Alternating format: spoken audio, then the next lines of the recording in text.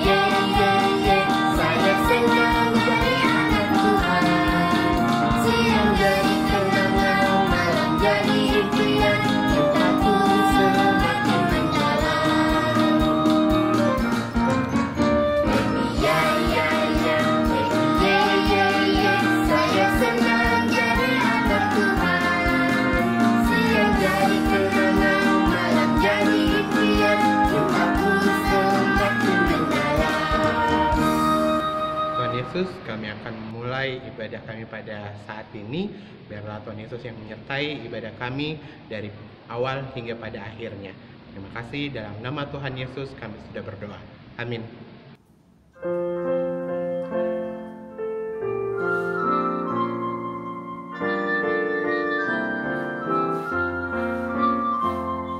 Bapa di sorga mengasihimu, aku senang dan mengucap syukur. Kabar gembira tentang kasih-Nya dapat ku baca dalam Alkitab. Kasih Tuhanku sungguh besar, sungguh besar, sungguh besar. Kasih Tuhanku sungguh besar, kasih-Nya padaku.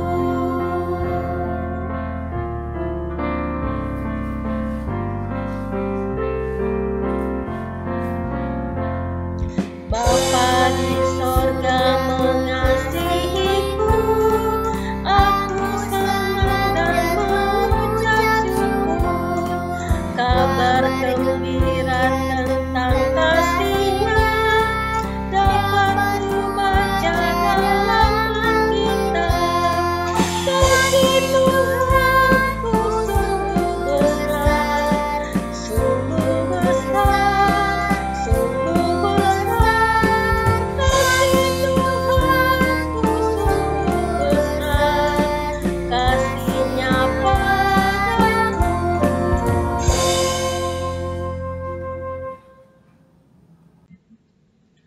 Adik-adik, sebelum kita membaca Alkitab, mari kita berdoa. Tuhan Yesus, kami akan membaca Alkitab kami dan mendengarkan cerita dari kakak layan kami.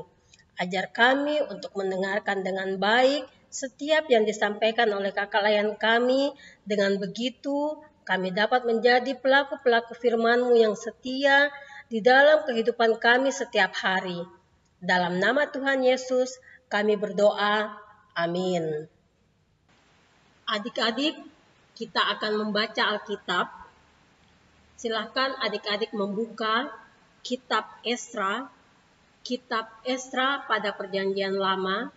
Kitab Esra pasal 7 ayat 1 sampai 10. Jika adik-adik telah menemukannya, mari kita berdiri dan membacanya. Esra diberi kuasa oleh raja untuk mengatur kebaktian dalam rumah Allah.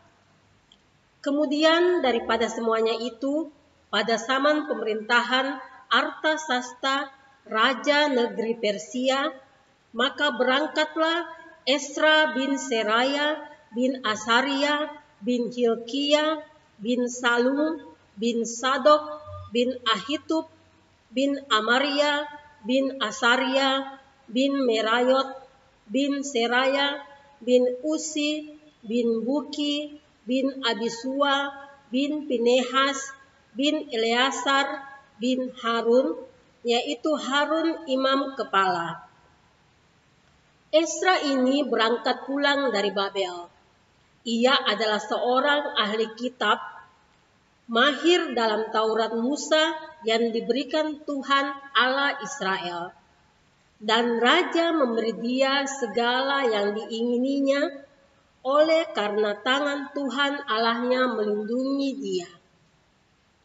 Juga berangkat pulang ke Yerusalem beberapa rombongan orang Israel dan imam, orang Lewi, penyanyi, penunggu pintu gerbang, dan budak di bait Allah pada tahun ke-7 zaman Raja Artasasta.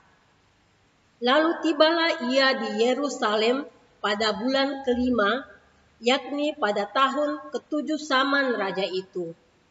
Tepat pada tanggal 1 bulan pertama, ia memulai perjalanannya pulang dari Babel, dan tepat pada tanggal 1 bulan ke-5, ia tiba di Yerusalem oleh karena tangan murah Allahnya itu melindungi dia. Sebab Esra telah bertekad untuk meneliti Taurat Tuhan dan melakukannya, serta mengajar ketetapan dan peraturan di antara orang Israel. Demikian firman Tuhan. Nah, adik-adik, tiba saatnya kita akan mendengarkan firman Tuhan. Kakak Keti akan bercerita tentang Esra. Sama seperti minggu kemarin, kita juga bercerita tentang Esra yang pembacaannya terambil dari, ada yang tahu atau ada yang masih ingat? Nah, pembacaan kita pada minggu kemarin itu terambil dari Esra 5 ayatnya yang pertama sampai dengan ayatnya yang ke-5. Nah, pada minggu hari ini kita kembali bercerita tentang Esra yang pembacaannya itu terambil dari Esra 7 ayatnya yang pertama sampai dengan ayatnya yang ke-10. Nah, minggu kemarin Kakak Olive pasti sudah cerita atau menjelaskan tentang siapa itu Esra. Nah, Kakak Keti mau kembali mengingatkan untuk adik-adik yang mungkin lupa atau mungkin ada adik-adik yang tidak ikut IMPA pada minggu kemarin. Esra adalah seorang Yahudi. Ia adalah seorang imam atau ahli hukum Taurat, yang dimana juga ia adalah seorang pemimpin adik-adik. Ia adalah seorang pemimpin yang jujur, yang setia, yang pokoknya yang baik lah, pemimpin yang baik. Nah, untuk pembacaan kita ini itu mengisahkan tentang bagaimana Esra dalam membimbing atau membuat bangsa Israel untuk taat kepada firman Tuhan. Adik-adik, pasti ada sebagian adik-adik yang masih ingat bahwa bangsa Israel tidak taat kepada firman Tuhan atau nakal adik-adik. Nah, makanya pada pembacaan kita ini adik-adik mengisahkan tentang kembalinya Esra dan bangsa Israel dari pembuangan. Nah, adik-adik Esra juga di sini berusaha memahami kenapa Tuhan Yesus menghukum bangsa Israel dengan cara pembuangan. Sama seperti yang kita tahu, bangsa Israel tidak taat, dia nakal, dia tidak mau menuruti firman Tuhan. Makanya Tuhan Yesus mau menghukum bangsa Israel dengan cara pembuangan adik-adik. Nah, pada saat Esra sudah memahami, sudah mengetahui maksud dan tujuan Tuhan, mengapa Tuhan menghukum bangsa Israel seperti itu, pada saat ia sudah paham, ia bersikukuh untuk mau membuat bangsa Israel bertobat. Nah, dan pada akhirnya pada ayatnya yang pertama itu Kita baca adik-adik ya. Kemudian daripada semuanya itu, pada zaman pemerintahan Artasasta, Raja Negeri Persia, maka berangkatlah Esra. Nah, maksudnya ini adik-adik, artinya Raja Artasasta ini mengizinkan Esra beserta rombongannya ini untuk keluar atau untuk kembali ke Yerusalem. Nah, adik-adik, karena roh kuasa Tuhan inilah adik-adik, Esra beserta rombongannya bisa kembali ke Yerusalem. Sama juga pada saat perjalanannya kembali ke Yerusalem selama berbulan-bulan, Tuhan Yesus tetap melindungi, tetap menyertai, tetap memberkati perjalanan mereka sampai mereka tiba di Yerusalem. Nah, saat itu Esra sangat-sangat bersyukur dan sangat merasa diberkati oleh Tuhan. Karena itulah adik-adik, ia bertekad untuk mendorong bangsa Israel agar hidup menuruti firman Tuhan dan hidup sama seperti dia yang menjadikan firman Tuhan itu pelita bagi kehidupannya. Nah, karena kejadian itulah Esra sadar adik-adik bahwa hidup menurut firman Tuhan atau dengan melakukan kebaikan atau menuruti firman Tuhan dan rajin membaca, rajin berdoa, maka Tuhan Yesus memberkati dan menyertai kita dimanapun kita berada dan apapun yang kita lakukan adik-adik. Karena itulah Esra mau menyerahkan kehidupannya, seluruh kehidupannya untuk mempelajari semua firman Tuhan dan memahami Taurat Tuhan, yang dengan cara ia sering membaca firman Tuhan, ia sering berdoa, dan dan bukan hanya dibaca adik-adik, melainkan ia melakukannya juga di sepanjang kehidupannya dia. Jadi bukan sekedar membaca tetapi melakukannya juga. Tapi adik-adik tahu tidak, ia membaca firman Tuhan ini, membaca Taurat Tuhan bukan untuk kepentingan dirinya sendiri juga adik-adik, melainkan ia mau memberitakan kepada semua orang, kepada bangsa Israel, dan ia juga mau menyerahkan dirinya untuk bisa memberitakan firman Tuhan kepada orang di Yerusalem. Jadi ini Esra tidak ingin hanya dia sendiri yang hidup dengan takut akan Tuhan, yang mengikuti perintah Tuhan, yang mengikuti Taurat Tuhan, melainkan ia mau semua orang hidup sama seperti dia, yang menjadikan firman Tuhan itu menjadi pelita bagi kehidupannya, bagi perjalanan kehidupannya. Di cerita kita pada minggu hari ini adik-adik mengajarkan adik-adik bahwa firman Tuhan sangatlah penting bagi kita bagi kita sebagai anak Tuhan Yesus. Jadikanlah firman Tuhan adik-adik sebagai tolak ukur adik-adik atau sebagai pedoman bagi adik-adik dalam menjalani kehidupan adik-adik. Bagaimana caranya adik-adik mengetahui firman Tuhan atau perintah Tuhan? Dengan cara rajin berdoa, rajin membaca Alkitab. Baca Alkitab adik-adik, contoh mungkin adik-adik pagi-pagi bangun tidur baca Alkitab, atau sebelum tidur baca Alkitab dulu. Tidak apa-apa adik-adik, adik-adik bisa nyicil baca Alkitabnya, tidak apa-apa yang harus panjang-panjang selalu, tidak apa-apa adik-adik. Mungkin bisa 2-5 ayat. Jadi umpamanya hari ini adik-adik baca 2 ayat, nah besok bertambah lagi 3 ayat, besoknya bertambah lagi 4 ayat, dan seterusnya. Nah adik-adik pasti kedepannya bakalan terbiasa untuk membaca firman Tuhan. Pada saat adik-adik terbiasa baca Alkitab, banyak nih adik-adik tahu firman Tuhan atau perintah Tuhan. Nah biasakan adik-adik membaca, baca bangun pada saat bangun tidur kah atau sebelum tidur. Nah, di sini juga adik-adik diajarkan bahwa firman Tuhan bukan jangan ditanamkan untuk diri sendiri, melainkan kita sebarkan kepada orang lain. Mungkin ada adik-adik yang bilang, bagaimana caranya Kak Keti? Masa saya mau jelaskan, saya berdiri baru saya kayak Bapak Pendeta begitu khotbah begitu Kak adik-adik, begitu Kakak Keti. Nah, Kak Keti kita mau memberitakan firman Tuhan, tidak selamanya harus menjadi pendeta adik-adik. Adik-adik bisa juga memberitakan firman Tuhan mungkin dari perbuatan.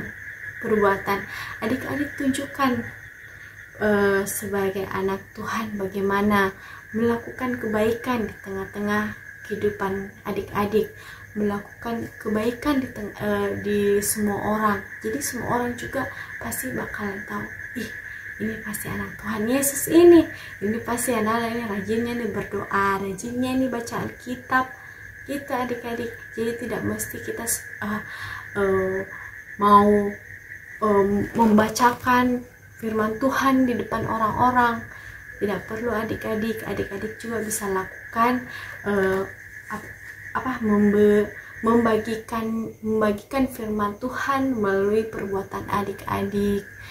Nah, adik-adik, semoga firman Tuhan yang Kakak Keti ceritakan ini boleh menjadi berkat bagi adik-adik. Kiranya adik-adik kedepannya bisa lebih rajin lagi dalam membaca Alkitab, bukan hanya pada saat sekolah minggu. Mungkin yang kan saat ini juga masih di rumah aja, mungkin masih waktunya mungkin lebih banyak di rumah. Adik-adik bisa pakai untuk waktunya adik untuk baca Alkitab lebih banyak lagi. Jadi bukan hanya pada saat impas saja adik-adik baca dan adik-adik pahami. Adik-adik siapa tahu adik-adik yang kelas tanggung bisa baca dan bisa memahami sendiri perintah Tuhan. Itu adik-adik. Nah, adik-adik sampai sini dulu cerita Kakak Keti. Semoga bisa menjadi berkat bagi adik-adik di rumah. Cukup sekian dan terima kasih. Selamat hari Minggu adik-adik.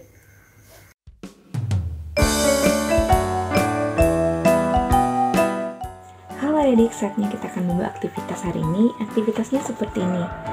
Ada gambar lingkaran, ada salib, dan gambar buku. Sebelum kita membuatnya, kita siapkan alat-alatnya dulu ya. Alat-alatnya ada gunting, ada spidol, ada double tip atau lem, ada pensil, ada penggaris, kertas origami, dan A4. Oke, kita akan membuatnya ya. Pertama-tama kita akan membuat lingkaran. Kita buat lingkaran dulu ya adik-adik. Kak Friska membuat lingkarannya pakai ini aja, double tip. Adik-adik bisa pakai penutup toples yang ada di rumah, atau apa saja yang ada di rumah yang bentuk lingkaran. Kita buat lingkaran. Oke, kalau sudah, kita gunting adik-adik. Kalau lingkarannya sudah jadi, kita akan gunting. Kita gunting ya adik-adik. Oke, sudah selesai. Kita buat lingkarannya. Sekarang kita akan buat salibnya. Kita buat salibnya.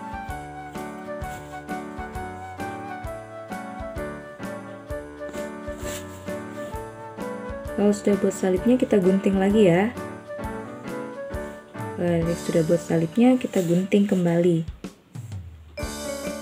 Oke, kita gunting salibnya.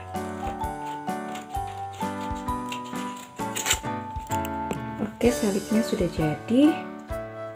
Sekarang kita akan bentuk gambar bukunya kembali adik-adik. Gambar buku.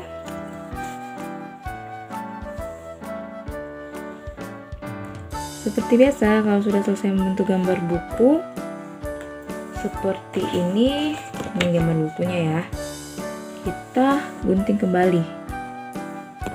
Oke, kita mulai gunting.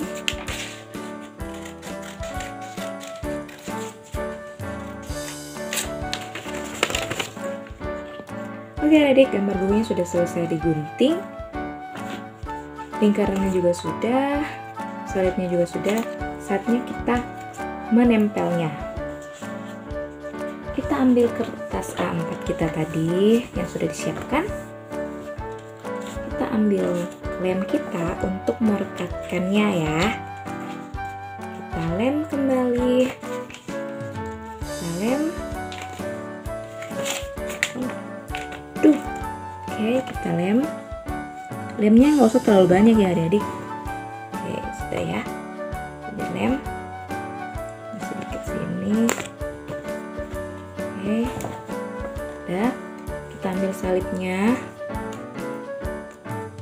Kita taruh salibnya di tengah-tengah ya.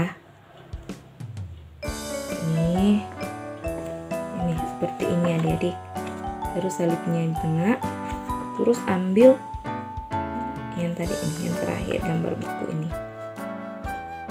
Kita tempelkan kembali. Nih, udah ya, udah. Tempelkan kembali. Oke, kalau sudah selesai tempel, oke, udah selesai. Kalau sudah selesai menempel semua, kita tulis di sini. Kita tulis sini, aku ingin rajin membaca Alkitab. Aku ingin rajin membaca Alkitab. Ingin rajin membaca Alkitab. Ya udah, aku ingin rajin membaca Alkitab dan melakukan firman-Nya. Dan di sampingnya sini lagi, adik-adik tulis ayat favorit kalian. Untuk anak TK, anak kecil, anak TK yang belum bisa menulis, mama papanya bantu ya. Ayat Alkitab, ayat favorit Alkitabnya kalian dari mana kalian tulis? Ayat Alkitab kalian. Oke adik, aktivitas kita sudah selesai hari ini. Aktivitas kita hari ini mau mengajarkan bagaimana firman kita harus selalu rajin membaca Alkitab. Bukan saja dengan rajin membacanya, tapi kita juga harus melakukan firman Tuhan yang seperti tadi kita tulis. Aku ingin rajin membaca Alkitab dan melakukan firman Tuhan. Oke adik-adik, kiranya firman Tuhan yang adik-adik sudah dengar dapat adik-adik lakukan dalam hidup adik-adik sehari-hari. Terima kasih, Tuhan memberkati. Dadah.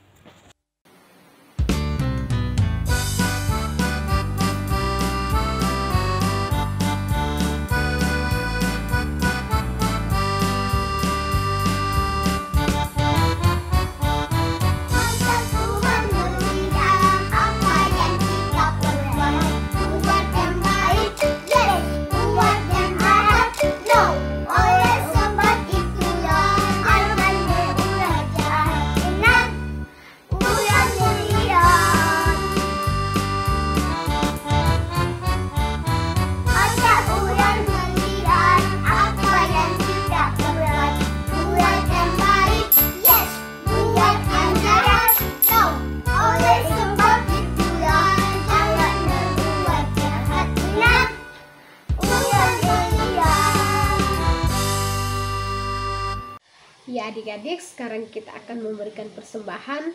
Adik-adik siapkan uang persembahannya.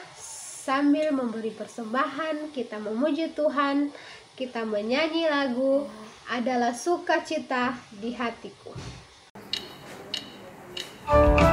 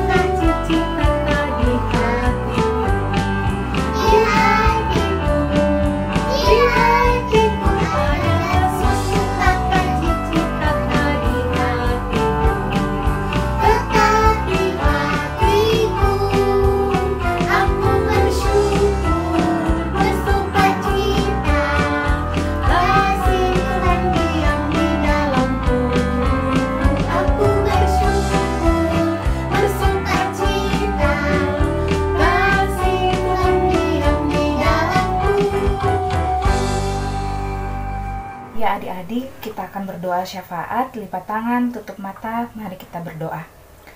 Tuhan Yesus, terima kasih karena kami anak-anak-Mu sudah dapat beribadah pada hari Minggu yang indah ini. Walaupun peribadahan IMPA ini masih secara online, tapi kami tetap bersyukur. Terima kasih Tuhan, kami sudah mendengarkan firman-Mu. Kiranya firman yang kami dengarkan dapat kami lakukan dalam kehidupan kami hari lepas hari. Terima kasih Tuhan Yesus. Inilah doa kami. Tuhan Yesus, pada hari ini kami sudah memuji-muji dan mendengarkan firman-Mu. Saatnya kami memberi persembahan. Terimalah persembahan kami ini. Tuhan Yesus, kami juga berdoa untuk orang tua kami, biar tua kami diberi kesehatan, kekuatan, dan juga semangat untuk bekerja. Nah, inilah doa kami Tuhan. Tuhan Yesus, berkati gereja kami, berkati pendeta, majelis, dan kami sebagai warga jemaat. Dalam nama Tuhan Yesus, inilah doa kami. Tuhan, kami berdoa untuk bangsa dan negara kami Tuhan yang saat ini masih dalam masa pandemi COVID-19. Berkati presiden, wakil presiden, dan aparat-aparat yang tertinggi dan maupun yang terendah Tuhan. Berkati juga kami seluruh masyarakat Tuhan agar dapat hidup damai dan sejahtera. Inilah doa kami. Tuhan Yesus, inilah doa kami anak-anak-Mu. Berkatilah minggu yang baru yang akan kami masuki. Roh Kudus Tuhan menuntun dan menjaga kami. Kami diberikan kekuatan, kami diberikan kesehatan. Dan sertailah adik-adik kami dari sektor pelayanan 1 sampai sektor pelayanan 12 bersama keluarga mereka masing-masing. Dan juga kakak-kakak lain kami dari sektor 1 sampai dengan 12. Di dalam nama Tuhan Yesus, inilah doa kami. Bapa kami di sorga, dikuduskanlah nama-Mu, datanglah kerajaan-Mu, jadilah kehendak-Mu di bumi seperti di sorga. Berikanlah kami pada hari ini makanan kami secukupnya, dan ampunilah kami akan kesalahan kami, seperti kami juga ampuni orang yang bersalah pada kami. Dan jangan bawa kami ke dalam pencobaan, tapi lepaskanlah kami daripada yang jahat. Karena Engkaulah yang mempunyai kerajaan dan kuasa dan kemuliaan sampai selama-lamanya. Amin.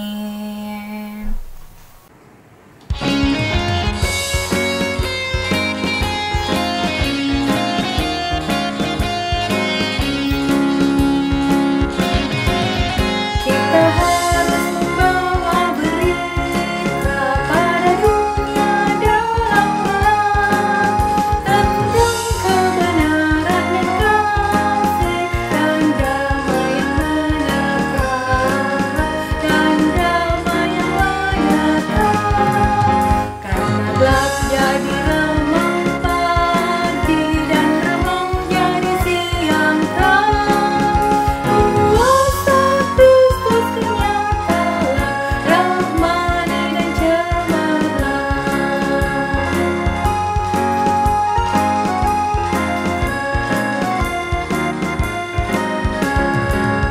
Kita harus membawa berita pada dunia dalam malam tentang kebenaran dan kasih dan damai yang menetap, dan damai yang menetap. Karena gelap jadi remang pagi dan remang jadi siang terang. Kuasa Kristus menyatalah, rahmani dan cemerlang. Nah adik-adik, tiba saatnya kita sudah di penghujung ibadah pada minggu hari ini. Saatnya kita akan kembali beraktivitas dengan aktivitas kita masing-masing. Sebelum kita selesai, mari kita satu dalam doa, kita berdoa. Tuhan Yesus yang baik, terima kasih banyak Tuhan Yesus karena Engkau telah memberkati ibadah kami pada minggu hari ini dari awal, pertengahan, sampai akhirnya. Tuhan Yesus, kiranya apa yang telah kami dengarkan tadi boleh kami tanamkan dalam hati dan pikiran kami, dan boleh kami lakukan di sepanjang kehidupan kami. Biarkanlah kami menjadi pelaku firman-Mu Tuhan. Biarkanlah segala firman dan perintah-Mu boleh kami beritakan juga kepada orang lain. Terima kasih banyak Tuhan Yesus. Inilah doa anak-Mu, terpujilah nama-Mu. Bapa, terima kasih. Bapa, terima kasih. Bapa di dalam surga, ku berterima kasih. Amin. Ibadah selesai, selamat hari Minggu.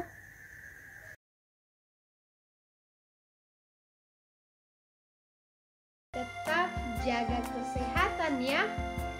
Rajin berdoa dan baca Alkitab ya. Tetap di rumah aja ya adik-adik. Ingat, 3M. Adik-adik jangan lupa mencuci tangan, memakai masker, dan menjaga jarak ya. Oke? Selamat hari Minggu semuanya. Tuhan Yesus memberkati.